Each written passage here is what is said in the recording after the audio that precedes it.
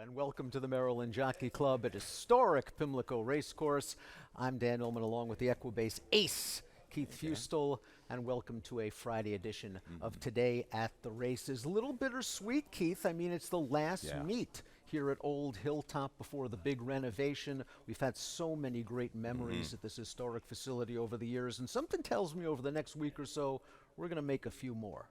That would be awesome, and I hope the memories, we make a lot of money. You know, that would be good to take it back down to Laurel. But, yeah, this has just been a really special place to me. This is where I cut my teeth. I grew up coming down here probably when I was 8, 9, 10 years old with my folks, and as I gradually got a little bit older, got a chance to drive down on my own and hang out with the guys up in the press box. Obviously, my grandfather was up there working as a mutual clerk, but uncles and family members and friends that were just phenomenal. I'd come out here, sit out on this terrace box on sunny days and just soak in everything. And it's been a great ride, and we're going to see this thing hopefully rise back up and create new memories. But just talking to Charles Walker earlier and sharing some thoughts with him, it's been a good time.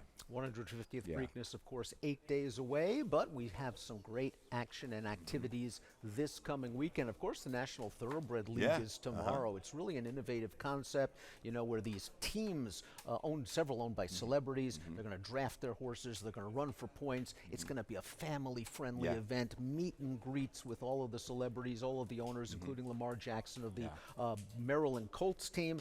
Listen, lots of stuff for the family. Yeah, come on out and enjoy it. Hopefully we get a little bit better weather than what we've got today, but hopefully things take a turn. But yeah, Lamar Jackson, Julius Erving, a host of others are going to be here, but it's a family day at Old Hilltop. And of course, on Sunday, it's Mother's Day. It's a tradition here at Pimlico. You're going to want to take Mom to the races between 11 a.m. and 3. She deserves it, a really nice time. And again, the last Mother's Day at Old Hilltop, it really is going to be a great event. Yeah, definitely take Mom out. Take the whole family and treat her, as I talked about. You know, you got to get her to help the handle a little bit. A couple of free vouchers sent her way would be a good idea.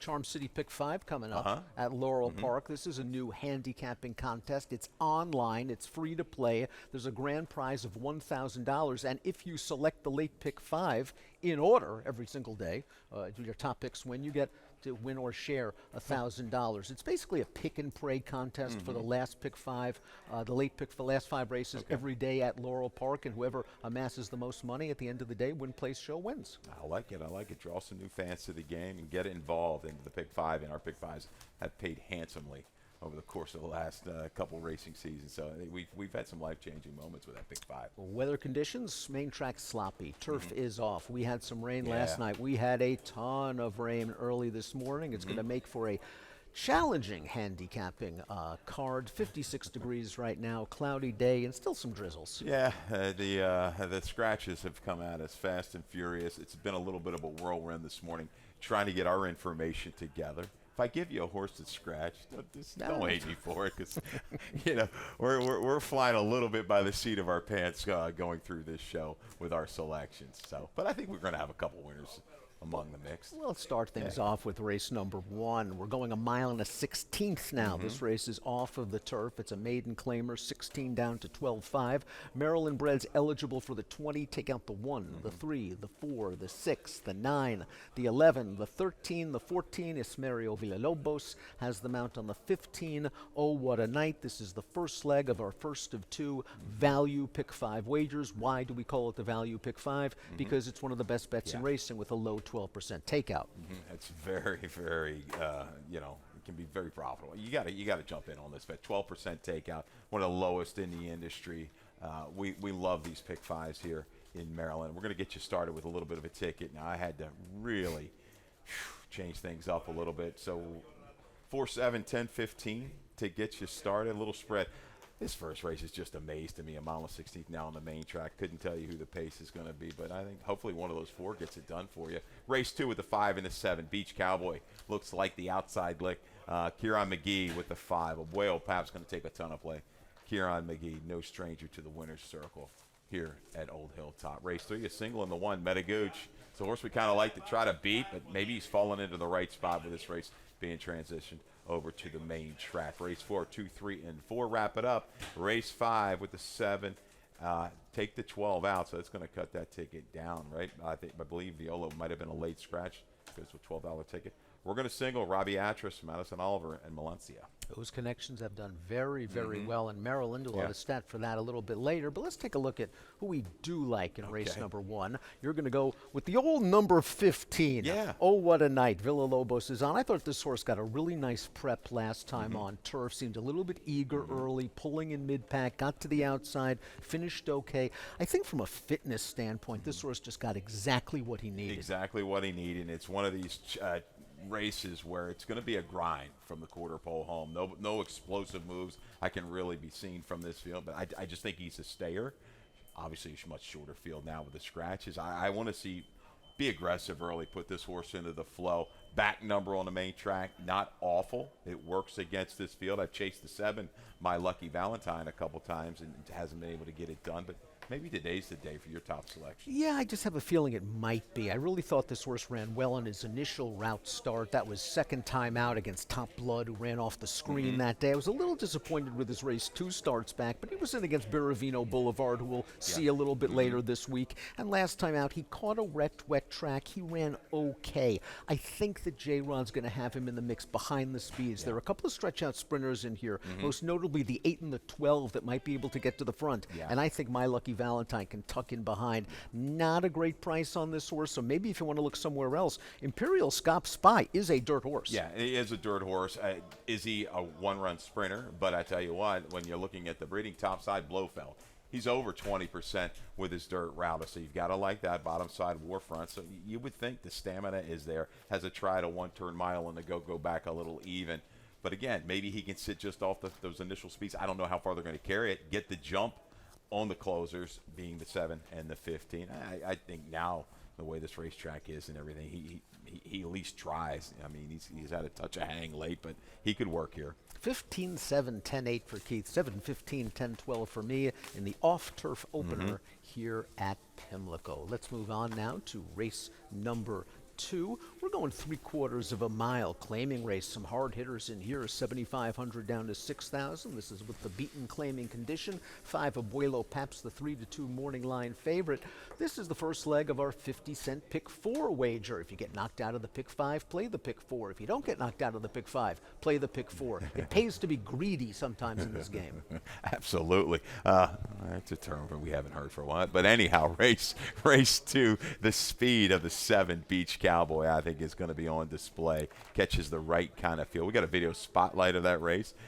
April 25th, Laurel Park. He gets engaged with a pretty quick horse in Jerry's Gem, who was dropping down. And those internals, 22-3, 46-3, just took a little bit of the toll, but able to get the lead here mid-turn.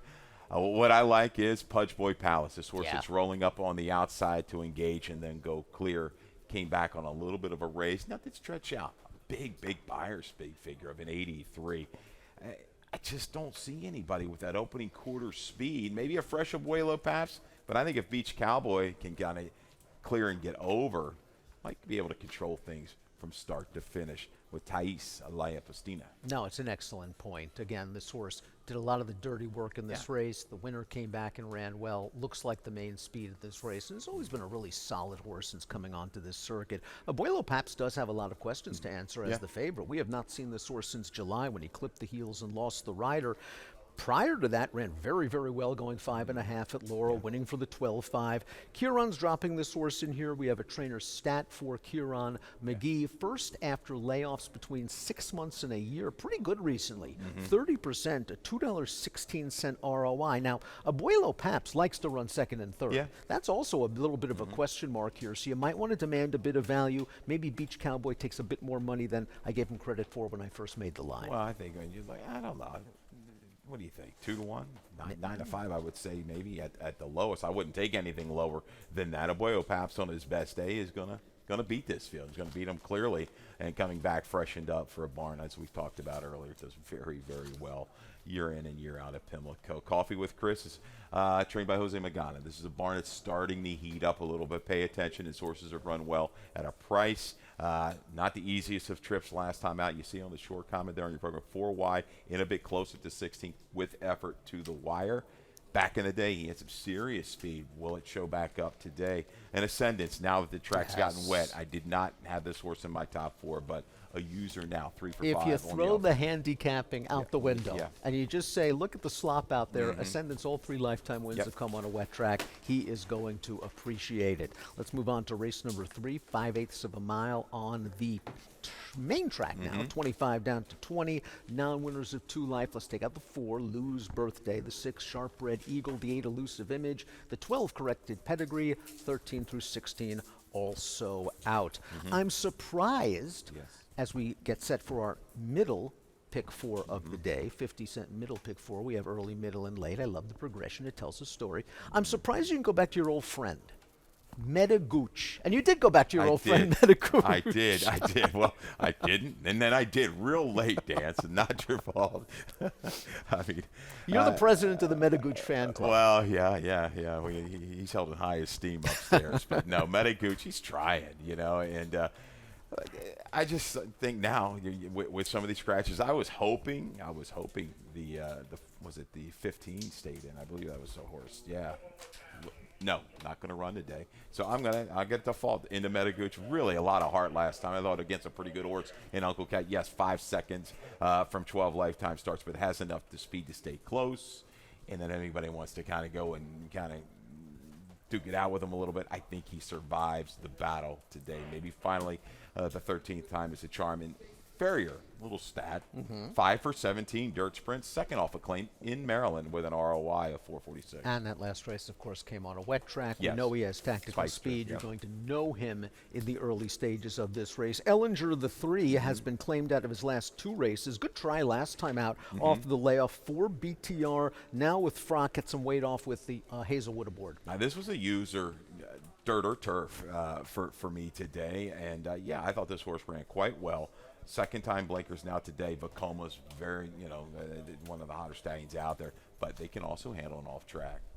L Jr. needed a confidence boost, the number 2 last time out. They shipped him down to Colonial, found a really good spot. He was odds on after a couple of fair efforts here at Laurel, and he won easily. Maybe his confidence is sky high, and maybe L Jr. can sort of tuck in behind the leaders at a decent price. You've got the 10 in here as well. Let's talk a little bit about that one. Well, Barong, and this was a horse that went up to Charlestown. How you like that? If you look at the PPs and you got a firster or a horse going at CT, and you're like, oh, Well, you go to the window. Brittany Russell, a $325,000 purchase here at the Berg. But anyhow, 7/8 of a mile. Still not an easy race to get it done first time out of there, but did it. Was able to battle through.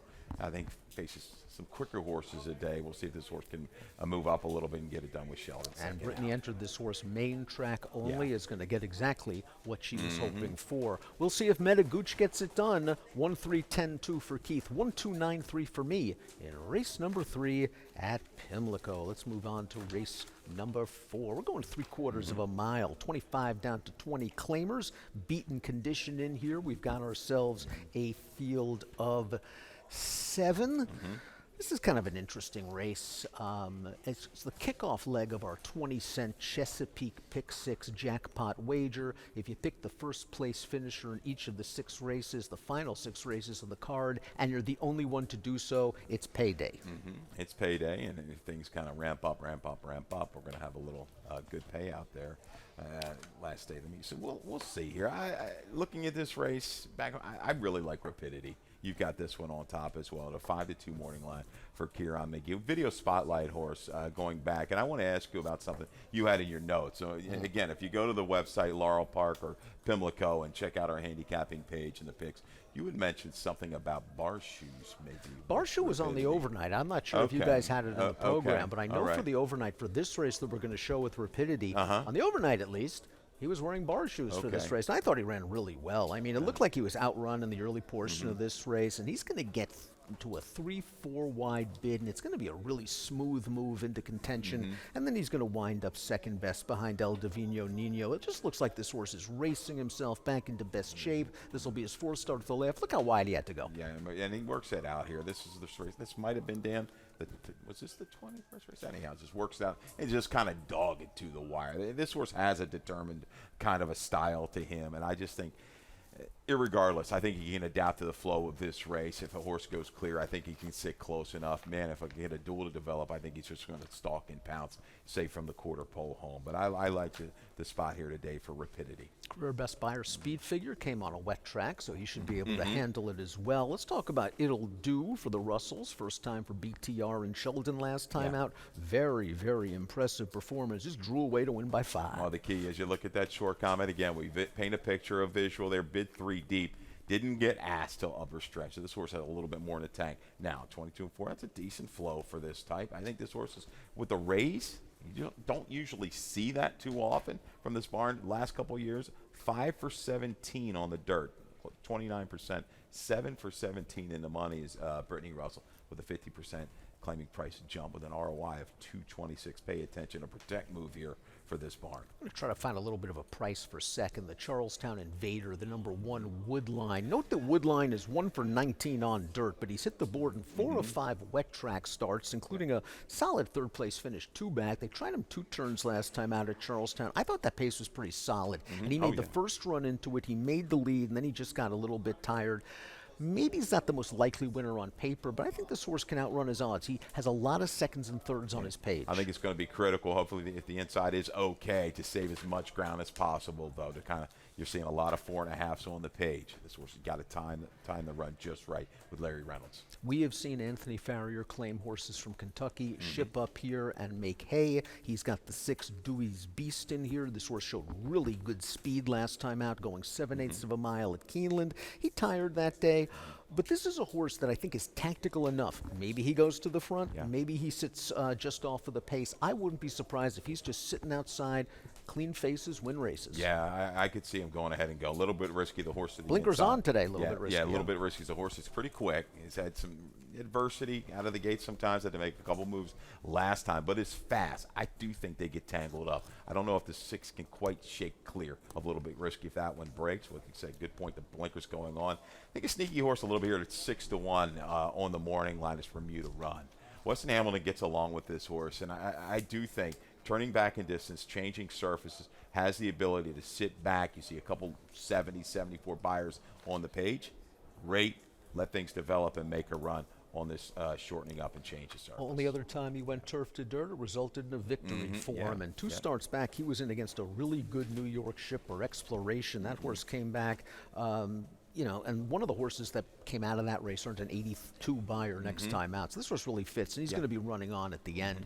3-2-4-6 for Keith, 3-1-6-2 for me in race number 4. 4 down, 5 to go. Value pick 5 coming up right after this break.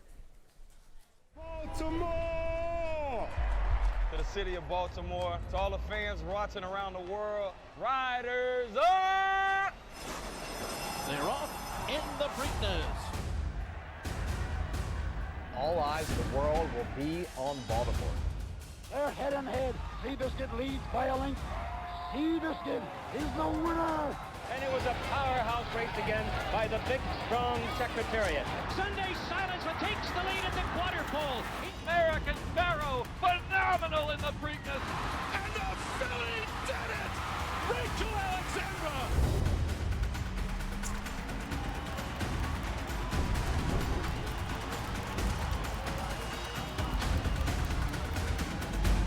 Here is Smarty Jones. He wins the Preakness by a dozen lengths. She's the brave, wins the Preakness. Welcome back to Today at the Races. I'm Dan. He's Keith. We're at beautiful Pimlico for Preakness meet, and we're heading on to race number 5 on opening day. We're going 5/8 of a mile. This is an off-turf affair. Maiden claimers 45 down to 36. Maryland Bredder Sired can waive the claiming price. Scratch the 3, scratch the 6, scratch the 8, scratch the 12, scratch the 14, scratch the 15. This is the first leg of our second of 2 value pick 5 wagers. Low takeout of 12%. Our colleague Mackenzie Pfeiffer has a ticket for everyone. $36 ticket, going to get you started with the 5-7-11, a firster. The 5 Teddy's Lucky Girl out of Krasicki. We're familiar with that mare. Had some success around here. Race 6, a single with the 2 Mama Bacoma. Is that the knack, right? Sharona Bacoma. There we go. Brittany Russell with that first. So race 7 with the 7, 8, and 11. Bodie's Maker going to take a slew of play in race number 7. Race 8, well, down to 3 and to 4, Mischief in Motion. North after a really good run down in Florida. Race 9, wrap it up 1, 4, 5, and 7. Yeah, that's a tough little way to end it, but I think you do have to spread around there if you can. Race 9, 1, 4, 5, and 7 for a $36 late value pick 5. And the late value pick 5 begins with race number 5. Let's take a look at our top selections in here. We're both going to take a little bit of a shot with the one drifting. Speed and the rail is the angle, right? Yeah, that's it for me. Fenneca Bentley trying to get on the board here. Inside speed, good. McLean's music, I like that on an off track. Enough said. I think I changed my picks about 7 times in here. The horse go to the front, keep going. The horse they're all going to have to beat, however, is the 7 Malancia. And you can make the argument that Malancia is the kind of horse that's going to put the heat on our top pick in here. Malancia is one of 2 entered by New York-based trainer Rob Atras. We have a trainer stat for Atras. They do well in Maryland. Malancia, My Lady Bay, 7 for the last 20, 35%, $4.57 ROI in Maryland. Malancia has been knocking on the door in New York, just seems very well entered. I think this shorter distance is going to work. Is going to be on a chase early, but should be right in the thick of things when they turn for home. I think we're going to need our horse clear by the time they hit the top of the stretch, and Malancia just could be breathing down her throat and get on by. Comes out of a race which produced the next out winner here at Laurel Park. Tekka came back to win clear. Lady Lena, I think, is a very interesting horse if the top 2 get into a duel and she can stay within range. She made her debut in a very tough field. High Path, I think, is a stakes-level horse. Divine Works, the 3rd-place finisher, came out of that race to win. They then tried her on turf last time out. She got hung very wide on the first turn, and turf doesn't have to be her game. Now, while her speed might be dull turning back in distance, something tells me that the quality of competition she's faced in those 2 starts. Remember, Brittany had the In This Moment, that Gulfstream odds-on winner on that turf race as well. This is a severe class drop, I think, for Lady Lena. Mopo. And those internals, they were solid. 23-46, 10-3. Do we want to show the video spotlight of that one? Let's do it. Yeah, let's do it. I think we still have that one up from Lady Lena. I know it was on the turf, and I know it was going a mile. But just got eliminated early. Yeah, early, a little bit slow, and then rushes up. Now watch this horse, the 8 horse, Green Cap, shows a burst, and then all of a sudden says, we're going to take a little right out here to the parking lot at Laurel. Where's this left turn coming? Oh, no. Oh, no. No. And you can't do that against a field that's going to feature an odds-on winner that is a proven turf commodity. Lady Lena is obviously freaked out by that first turn. Now is chasing a quick pace, as you mentioned, while losing ground on the outside. It's a throw-out race, and maybe turf wasn't the surface anyway. Again, I just think this class level works for Lady Lena, and I won't be surprised if she gives a much better performance here in race number 5. But we'll see if drifting can outduel the 7. That should be a nice little pace battle as we move on to race number 6. 6 furlongs, main track, 45 down to 36. Maryland bred and or sired may waive the claiming price.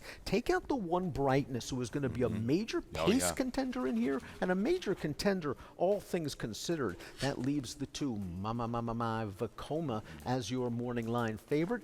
50-cent minimum pick 4, the final of 3 pick 4s this afternoon at Pimlico. Let's start things off with My Vacoma. We know that the Vacomas win early and they win often. You're going to see Eric Camacho aboard. Don't let that dissuade you. No. He was aboard a horse by the name of Post Time when that one won his career debut. Something tells me Post Time's a little bit, what's the word, grouchy? Maybe My Vacoma's a little bit grouchy and hard to handle. Eric does so well with those horses. She might have her quirks, no doubt about it, but I know one thing, the family, they win early. That's the key. 8 starters, 3 of them have gotten it done first time out, and the family is there. Where she told me to go, Rominsky, horses that Russell is familiar with. Interesting to see what we get, and you hope she behaves. Going to be, again, a shorter price, but should be ready to go first time out. The stats are there for Brittany Russell. Certainly, they certainly are. Here's a Brittany stat for My Vacoma. First time starters on dirt. 24 for the last 54. 44%, a $2.20 ROI. You've got pedigree here. You've got the trainer stat, and we'll see what we get. She now has to break from the inside post. That can be a little bit intimidating, especially if she is a bit flighty. Let's talk about Danny's Rhythm, the number 3 in here, because we have a video spotlight for Danny's Rhythm going out for Robbie Bales. The most recent race was her first start off of a long layoff, and she kind of got into some trouble. Yeah, definitely got in trouble. Showed a little, it showed some speed a couple races back when I had to rush up into it. This time, shuffled back pretty good into the turn, tries to recover. And what I like here, you're going to see this move about 4 or 5 wide. Right. Quarter pole into the stretch. Now, here we go. We're going to get this looping kind of a move. Danny's Rhythm, was against the grain here for the most part. So I took note of that.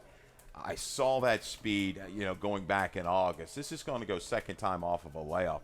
Any kind of clear break today, I think she's going to be forward. I like the heart. Yeah, a little green there on the left flea, but the try was decent enough for me to make her a player in today's 6th race. She's learning, and she has shown the tactical speed to stay close to the pace, because with the scratch of Brightness, who is going to be a major pace factor, that's going to be important. I'm going to give Cross of Valor another chance in this race.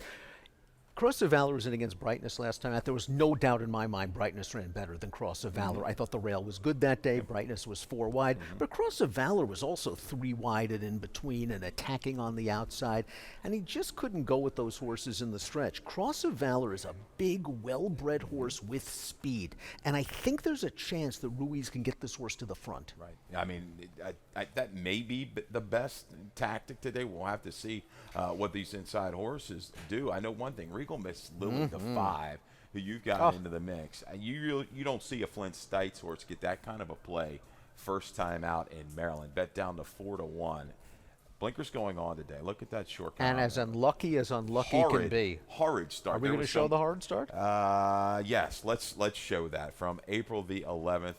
Look at this. Oh, no. Oof. That's why the rail can be intimidating for inexperienced horses. This horse took a lot of money, as you mentioned, but just up look. In the this air, is up in the air, left. 3 lengths slow, breaking inside towards the rail, and now you got to deal with slop getting kicked back in the face. But look at this move. It's very quick. She shows a run into the flow. Now, granted, that wasn't the most demanding opening quarter, 23-2, but she's moving. Yeah, she's going 22 and change. And she's making progress, and she stays around, actually, till about the quarter pole. Going to work outward here. So with that kind of play, great notion. Off track, last time sloppy sealed.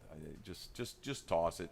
This is a real tricky race. This too, when you're just kind of looking at buyer figures, she shouldn't have to run terribly fast. You're expecting a Brittany runner to be able to kind of run a lower 50, a mid 50 probably first time out, especially you're looking at these Vacomas, how precocious they are, but you got to run the race, and she's got that inside draw. So Regal Miss Lily might bring a touch of value, might be a little bit better price than what she was in debut. I would expect her to show a lot more speed this time around. With that race under her girth and the blinkers on, maybe she's the one that makes the early running.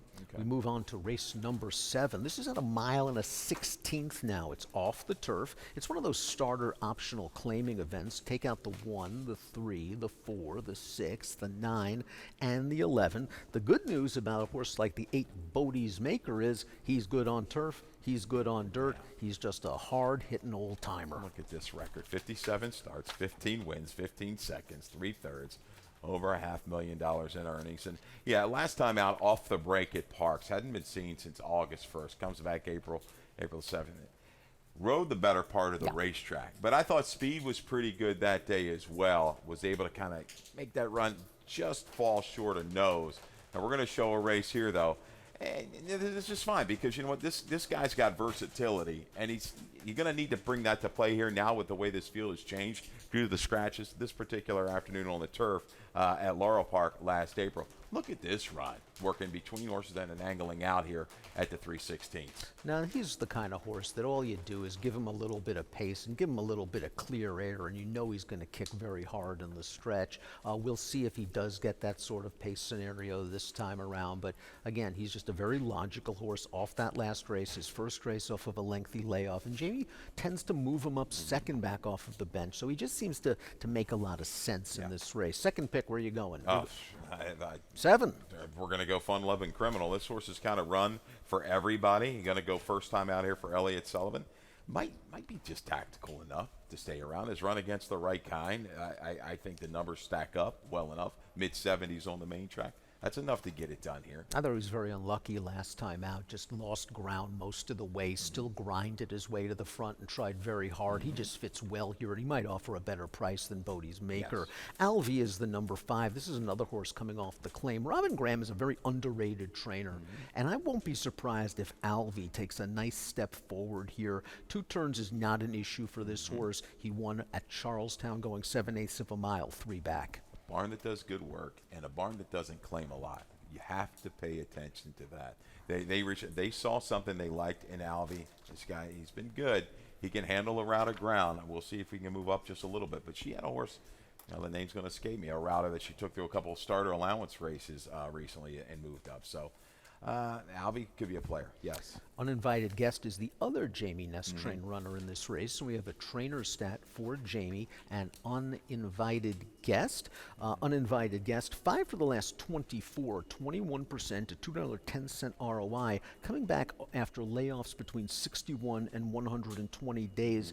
I think this horse was crying out for a little bit of a layoff. The last 2 races, a bit dull at short prices. And again, I think Jamie knows how to spot these horses.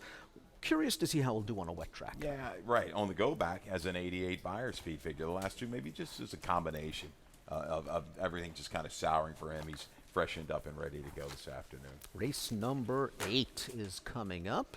A mile and a 16th. Nice first level allowance with a optional claiming range from 62.5 down to 50. Take out the 6.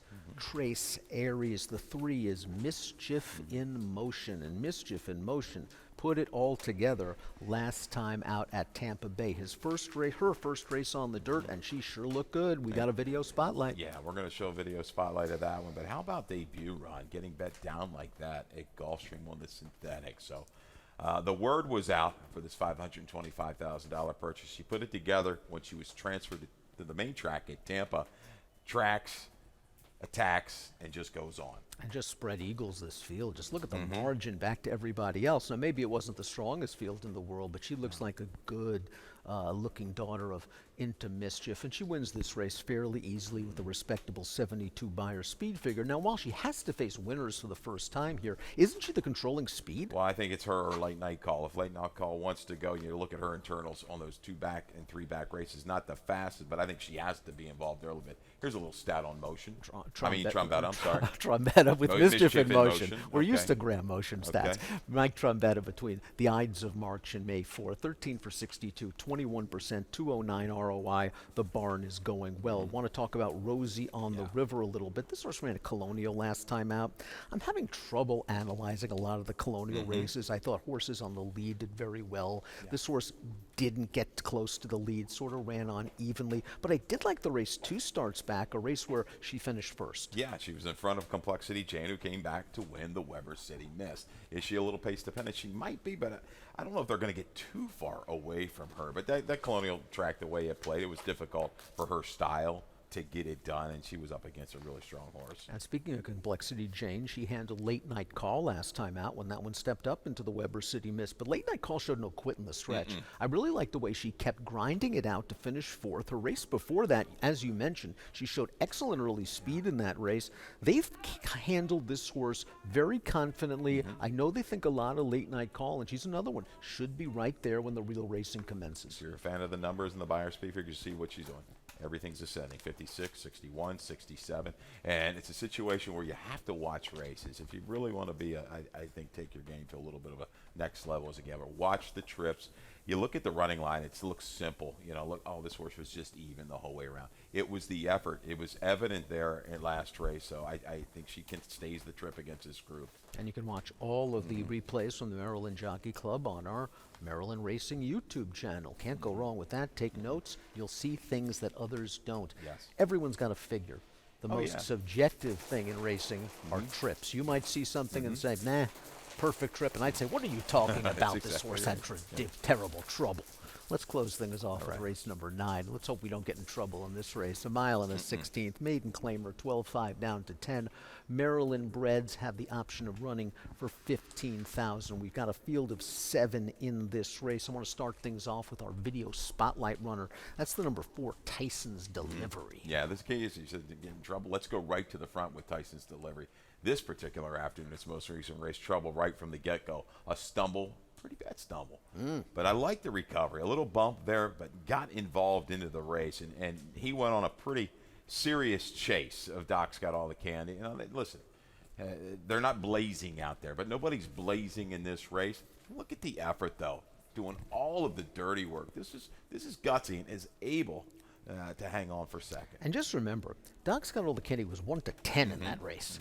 Tyson's Delivery was not expected to win, and certainly after that tough break in the rush job early, you could easily have forgiven him if he gave up second in the shadow of the wire, but he was still trying all the way down to it. Tyson's Delivery is going to have to stretch out for the first time here, but the dam won 3 route races, so I think there's enough pedigree, and I think this horse has enough tactical speed stretching out to be relatively close to the pace. Dark Lute's kind of the stranger in here, isn't he? First off, the Phil Capuano claim. This horse has only raced once. It was at Turfway Park, and he was sort of in between horses at the end after not showing a lot of early speed, but I think the Buyer's speed figure certainly fits with these sort of horses, and the runner-up from that race then came back to place in a race at Gulfstream on their Topita with a 62 Buyer. So I think that fig is kind of legit. I think Phil had She Is Whiskey off the claim to win the other day. Yeah, had that one win the other day on the turf course. But yeah, this is one they thought might have been a little bit better. Original was right in for 15. Said here, went and found another barn, see what it can do here, but certainly should handle the dirt and catches. Obviously, not the most potent of fields. He has a half to a grade 3 place dirt router named American Blaze. The second dam was a grade 1 winning dirt router. So maybe Phil just found something here on synth that can translate very well to dirt. Let's talk about Mamba Mindset. I think this horse has got speed in the rail, and that could be very dangerous. Keep an eye on any biases earlier today. Yeah, see if he gets back to the old Pimlico where you got the speed, you got the rail, and you were gone. And Mamba Mindset might be trying to take that route today for Phil Capuano. I'm hoping my top selections beats him to the punch and get to the lead into the first turn and keeps on going. 4.761 for Keith, 7.145 for me in the final race on opening day here at Pimlico. Best play time, Keith, where are you going? I'm going to go race 4. Yeah, number 3, Rapidity, Kieran McGee. And just like the consistency of this runner, can adapt to the flow. I think he's going to have to kind of stalk. I think you're going to see the Ferry horse off the claim, show some speed. The horse just to the inside with Caitlin Keel's horse with the blinkers going on. But I think he can track and move into it. I'm going to go in race number 8. I think I'm just going to single Mischief in Motion in the late pick 5. I like the way this horse won the maiden 2 starts back. She's very, very well bred, and she's going to be close to the pace. She may not be a win proposition at a short price, but again, I think I can single her in the late pick 5.